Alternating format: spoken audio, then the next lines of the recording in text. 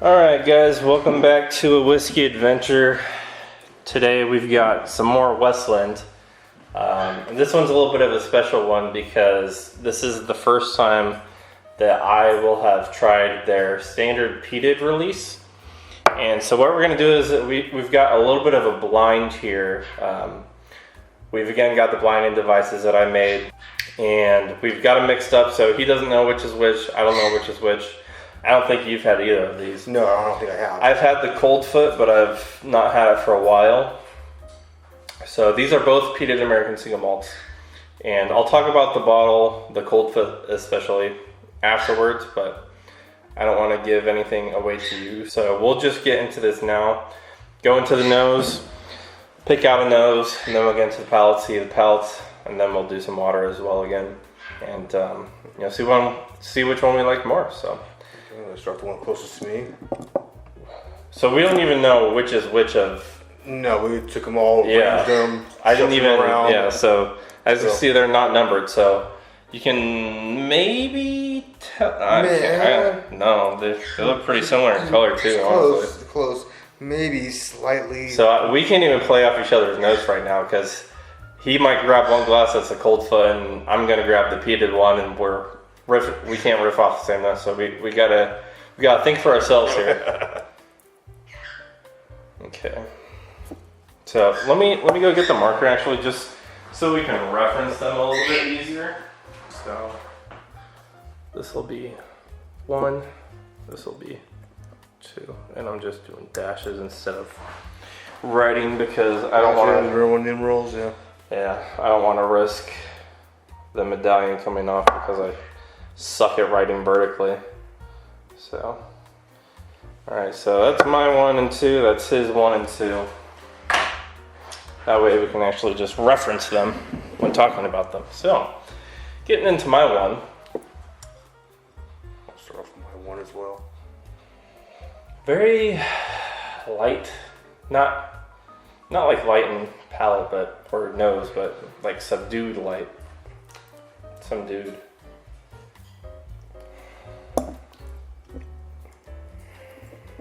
Oh man, they're close. Well, I'm going to say number 2, my number 2 is the peated one. I definitely think They're both peated. They're both peated. Yeah. I'm going to say my number 2 has a Less far peat? more dominant peat. Oh, more dominant. Okay. Yes. Your 2 might be my 1 then. Yeah, 'Cause number one, I cannot get any notes of any peat at all. If it is, it's probably very, very subtle. Yeah. Or it might be on power to finish, but I'll find those when I get there. Yeah. And I have no clue. I have no clue of these 2 which one is more peated. So I'm going to go into that palette on number 1. For my number 1, the nose is a little darker. It's not as sweet. Get into it. So my number 1 on that palette, peat comes in. It's got that nice earthy. Whoa. It's a good balance. That's quite a bit of peat. Maybe we should try and match it. Okay, I'll do my 2 your 1. So you do your 1. I'm gonna do my 2. I already did my 1. Okay. So you do your 2.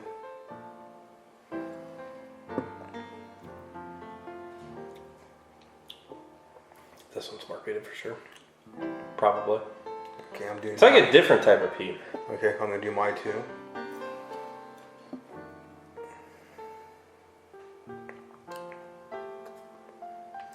My 2 is not as peaty. I mean, I got more peat on the nose. It's like a more vegetal peat. Okay. Like it reminds me of Lafroig 10. No, Remember, don't even fucking listen to me. I could be totally I wrong. understand both on there, because no, the Pro 10's got a lot more peatiness to it. But this one's got more on the nose for me, and this one is more peaty on the palate. Okay. There's a little bit.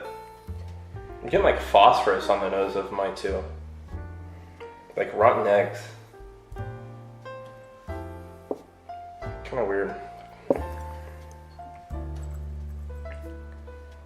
Now I have a guess on what these are based on how the proofs are coming in, but that's why I didn't tell you, because I didn't want you to know.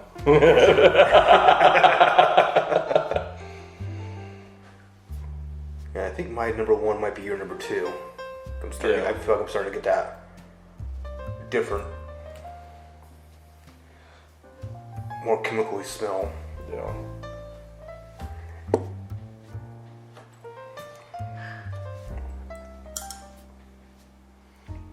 I'm not a big fan of number one, honestly. It is that type of peat that I do not like. Vegetal, iodine. It's not overly sweet at all. You could convince me this was a scotch. Yeah, I would easily say, yeah, this is something that's no aisle or something. Yeah, but I can easily say, yeah, this is a scotch. It's a peated scotch. Easily pass it off.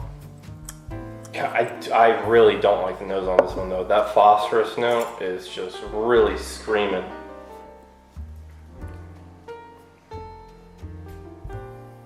And now that I can tell which one this is based on the on the proof, I'm not gonna say anymore. I don't want to give anything away.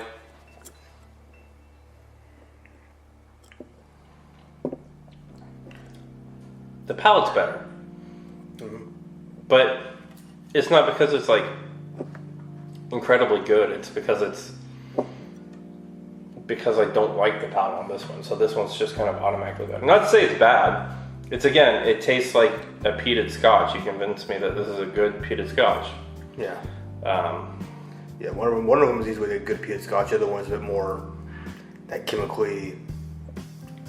I don't know how to describe it away. It's funny because it's got different funk to it. Yeah, and so I hate the nose on this one. I don't mind it on this one. I don't like the palate on this one. I like the palate on this one. Well, let's actually reveal them. Should we do some water first? Let's do some water first. There's a little water. See, I am praying that it gets rid of that phosphor.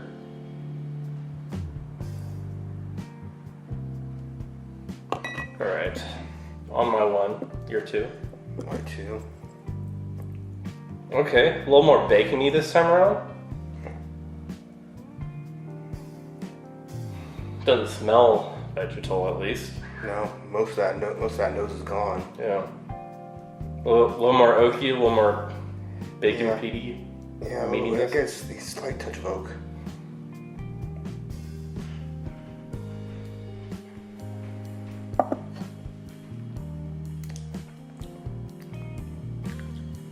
That fixed it. Yep.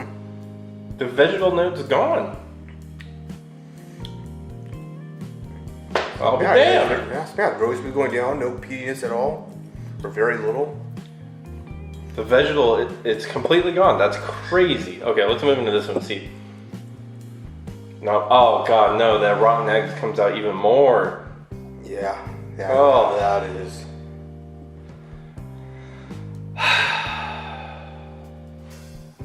Let's give it a try.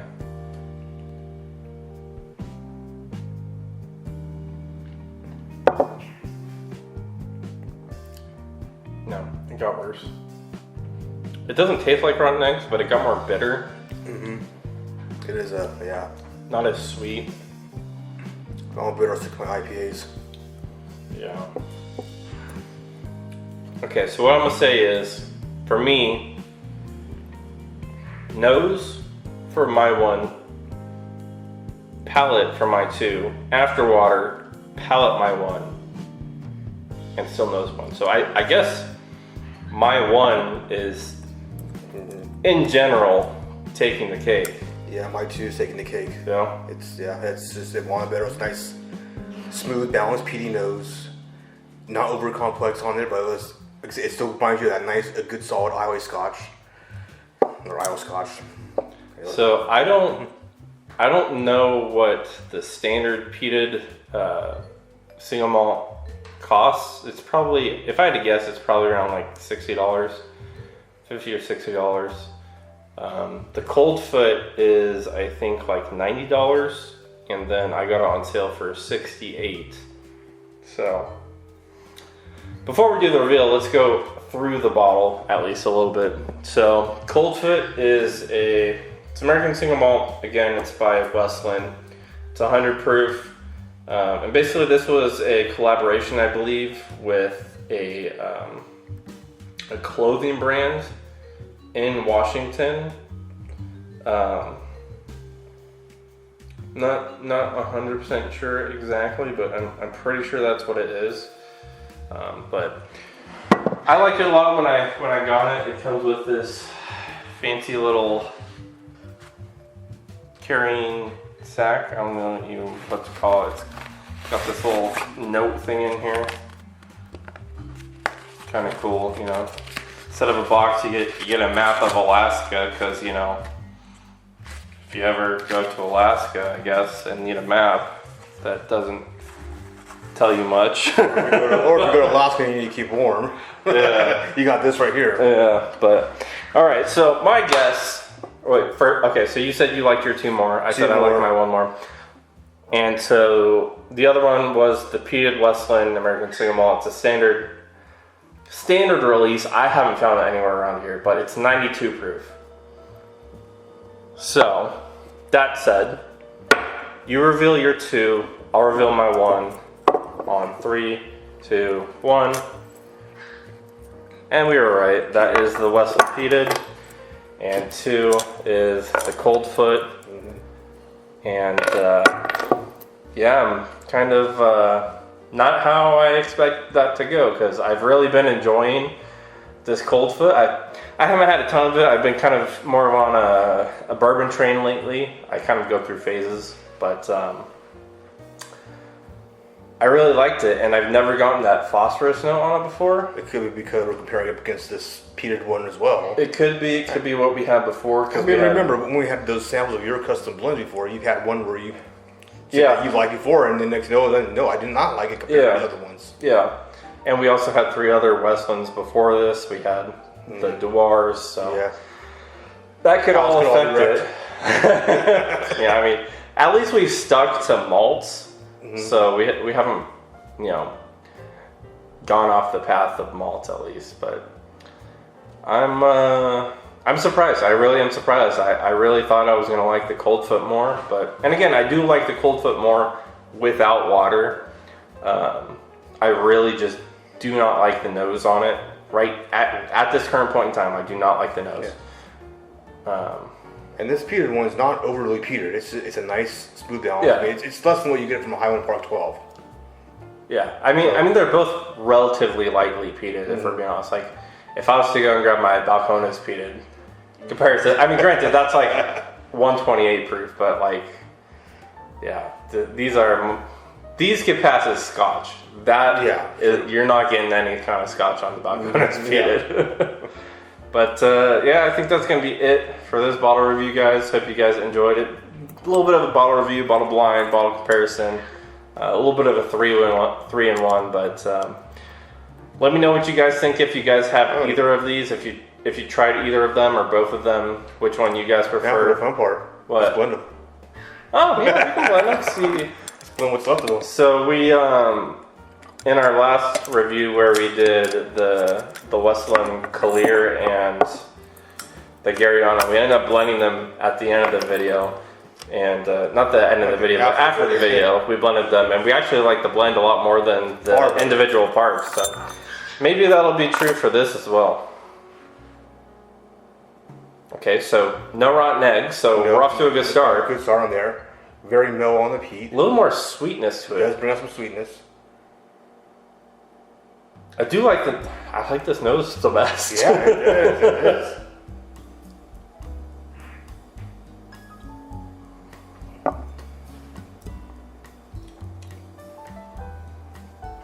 I get a little bit of earthy, mossy initially on the palate, but then it does become a lot more sweeter. It just kind of reminds me mostly of hold on.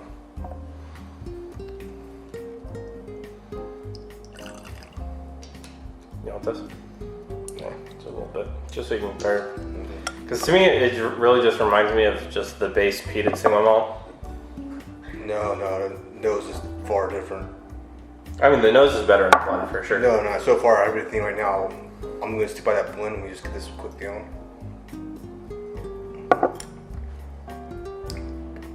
I'm sticking with the blend. That blend was far better.